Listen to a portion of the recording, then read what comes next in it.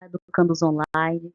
Aqui estamos para mais uma lista de exercícios e continuamos com o Sócrates, o nosso filósofo antigo.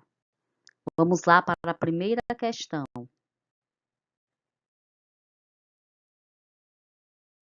Nós temos aqui um texto que diz assim: a crítica de Sócrates aos sofistas consiste em mostrar que o ensinamento sofístico limita-se a uma mera técnica ou habilidade argumentativa, que visa convencer o oponente daquilo que se diz, mas não leva ao verdadeiro conhecimento.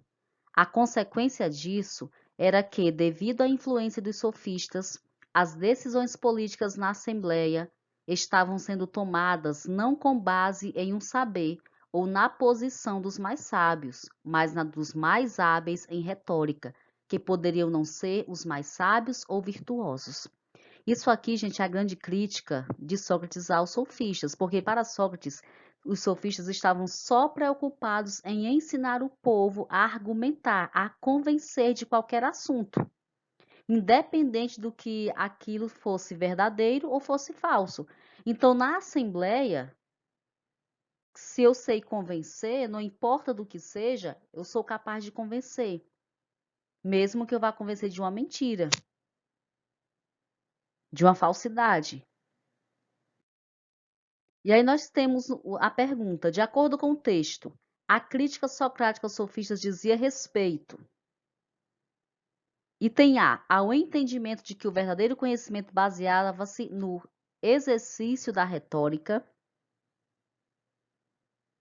Item B, a desvalorização da pluralidade de opiniões e posicionamentos político-ideológicos. Item C, ao prevalecimento das técnicas discursivas nas decisões da Assembleia acerca dos rumos da cidade-estado. Item D, ao predomínio de líderes puros sábios, poucos sábios e com poucas virtudes na composição da Assembleia. Ou item E, a defesa de formas tirânicas de exercício do poder desenvolvida pela retórica convincente. Nosso item correto é o item C. No A, nós temos aí a questão do verdadeiro conhecimento ser baseado no exercício da retórica. Isso não é a crítica que o Sócrates faz, como nós acabamos de ler no texto. Os sofistas, gente, eles valorizavam a pluralidade de opiniões porque eles eram relativistas. Tá? A grande crítica é essa, de que o sofista estava mais preocupado, como está aqui no item C, com as técnicas discursivas para fazer convencer, né, com a retórica, do que com a verdade dos fatos. E lembrando que eles foram muito importantes na Grécia Antiga, porque nesse período nós temos a democracia e o povo precisava, né, os cidadãos precisavam saber argumentar para defender as suas propostas na Assembleia, na praça, na ágora, onde eles se reuniam para discutir os assuntos da cidade. Então, o que Sócrates considerava ruim? O fato de que se desse mais valor à argumentação, à retórica, o poder de convencer, do que ao conteúdo que se levava. É você estar mais preocupado em convencer o outro do que você pensa, do que estar preocupado em alcançar a verdade. Essa é a crítica. Questão 2. E aí nós vamos ter um diálogo de Platão no livro chamado O Sofista. O Sofista é um diálogo de Platão, do qual participam Sócrates, o estrangeiro, e outros personagens. Logo no início do diálogo, Sócrates pergunta ao estrangeiro a que método ele gostaria de recorrer para definir o que é um sofista. Olha o que Sócrates quer fazer. Sócrates diz: mas dize-nos se preferes desenvolver toda a tese que queres demonstrar numa longa exposição ou empregar o método interrogativo, o estrangeiro. Com um parceiro assim agradável e dócil, Sócrates, o método mais fácil é esse mesmo, com um interlocutor. Do contrário, valeria mais a pena argumentar apenas para si mesmo. E a pergunta é correto afirmar que o interlocutor de Sócrates escolheu, do ponto de vista metodológico, adotar? Nós vimos que Sócrates pergunta se ele quer explicar a tese dele todinha, a ideia dele todinha, ou se ele prefere está numa discussão. Então, item a maiêutica, que pressupõe a contraposição dos argumentos. E esse já é o nosso item correto, tá? Porque ele propõe o quê? O método interrogativo, né? De perguntas, de discussão. É isso que o estrangeiro diz. Ah, com uma pessoa assim tão agradável como você, com certeza é melhor o método de perguntas, né? De discussão. Item B, a dialética que une numa síntese final as teses dos contendores. Essa dialética aqui, ela não é a dialética socrática que a gente fala. O empirismo, que acredita ser possível chegar ao saber por meio dos sentidos, isso aqui também não entra na discussão socrática. A gente vai ver isso aqui depois. Item D, o apriorismo, que aí é um termo de Kant, já na filosofia moderna. Então, não vou nem entrar aqui no mérito, para a gente não alongar. Questão 3. A ignorância mais condenável não é essa de supor saber o que não se sabe? É talvez nesse ponto, senhores, que difiro do comum dos homens, Se em alguma coisa me posso dizer mais sábio que alguém, é nisto, de não sabendo bastante sobre o Hades, não pensar que eu saiba. Neste texto, Platão apresenta a concepção socrática de filosofia. Sobre ela seguem as afirmações. Isso aqui, gente, está ligado àquela frase, só sei que nada sei, que a gente, inclusive, respondeu questões sobre ela na lista passada. 1. A verdade torna o homem melhor, pois tem como resultado ultrapassar o homem comum. Isso aqui tem a ver com o pensamento socrático. Saber que nada se sabe é o primeiro passo para se atingir a verdade. Se eu acho que já sei, eu não busco. Então, é fundamental que eu reconheça a minha ignorância, que eu não sei tudo sobre aquele assunto. O método socrático, a maiêutica, é irônico, porque pressupõe saber que nada se sabe. É irônico sim.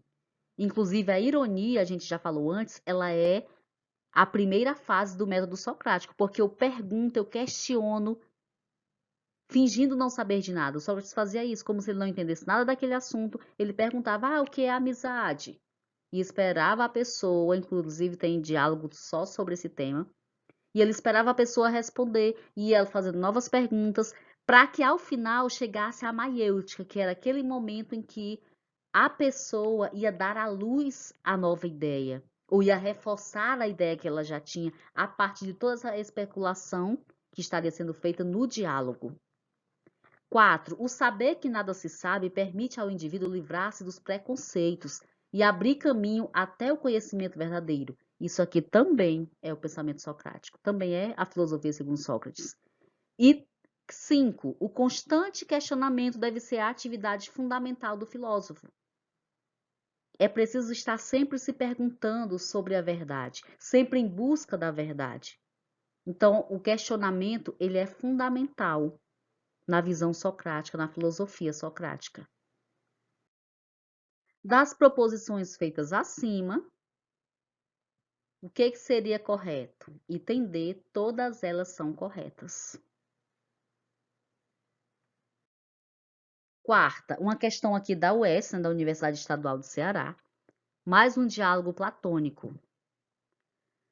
No diálogo Eutífron, Platão apresenta uma conversa entre Sócrates e o jovem Eutífron acerca da piedade. Sócrates pergunta-lhe sobre o que é a piedade. E Eutífron, que é piedoso, denunciar e procurar castigo para quem comete homicídios. Sócrates então argumenta: não te pedi para demonstrar-me uma ou duas dessas coisas que são piedosas, mas que me explicasses a natureza de todas as coisas piedosas. Porque disseste que existe algo característico que faz com que todas as coisas ímpias sejam ímpias, e todas as coisas piedosas, piedosas. Pois bem, Esse caráter distintivo é o que desejo que me esclareças, a fim de que, analisando-o com atenção e servindo-me dele como parâmetro, possa afirmar que tudo o que fazes, ou um ou outro, de igual maneira é piedoso, enquanto aquilo que se distingue disso não o é. Então, você está querendo saber aqui sobre o que é a piedade e não exemplos de atos piedosos. Não confundamos. Uma coisa é a definição, o conceito de piedade, outra coisa são os atos piedosos, são aqueles exemplos de piedade. O que Sócrates solicita a Eutfron é que este. Item A. Dê exemplos exaustivos de ações piedosas, de modo que ao final saibamos o que é a piedade. Não. O Sócrates já diz, olha, eu não quero exemplos. A gente já vê isso logo no início. Item B. Explique por que é piedoso denunciar e solicitar punições aos que cometem homicídios. Também não é isso que ele pergunta. Embora o jovem tenha dado o exemplo em relação aos crimes, mas ao homicídio não é isso. O que você quer saber por que se deve denunciar, por que é piedoso denunciar. Item C. Dê uma definição geral de piedade, mediante a qual se possa reconhecer as ações piedosas. Este sim é o nosso item correto. O que se quer é saber o que é a piedade. É isso que Sócrates quer saber. E na argumentação socrática, ele sempre vai partir disso, o que é. E que também é algo que faz parte da conversa filosófica, da própria filosofia. Saber o que é. Item D. Mostre como cada ação piedosa tem sua própria natureza, sendo a piedade um valor relativo. Não se trata aqui de cada ação, mas da piedade, para que em cada ação eu possa reconhecer se existe piedade ou não existe piedade. Então, eu tenho que saber exatamente o que é a piedade. Questão 5. Leia os enunciados abaixo a respeito do pensamento filosófico de Sócrates. O texto Apologia de Sócrates, cujo autor é Platão, apresenta a defesa de Sócrates diante de acusações dos atenienses, especialmente os sofistas, entre os quais está Meleto. Sim, esse texto do Apologia é justamente a defesa, né? Em que Sócrates apresenta, aliás, Platão apresenta Sócrates diante do tribunal, sendo julgado em Atenas, né? 2. Sócrates dispensa a ironia como método. Aqui, dispensa a ironia como método para refutar as acusações e calúnias sofridas no processo de seu julgamento. Sócrates usa a ironia como parte do método dele, então ele não dispensa a ironia. Ele apenas não decide se defender exatamente ou fugir daquele julgamento. Ele aceita a sentença que vai ser dada, mas ele vai continuar argumentando usando o seu método. 3. Entre as acusações que Sócrates recebe está a de corromper a juventude, tá certo? É uma das acusações de que ele era, além de ser impiedoso, de não adorar os deuses, de não reverenciar, ele era considerado como alguém que estava corrompendo, né? Subvertendo aí a juventude. 4. Sócrates é acusado de ensinar as coisas celestes e terrenas, a não acreditar nos deuses e a tornar mais fortes a razão mais débil. Esse é um ponto aí que também Sócrates está sendo acusado. Sócrates nega que seus acusadores são ambiciosos e resolutos, e em grande número falam de forma persuasiva e persistente contra ele.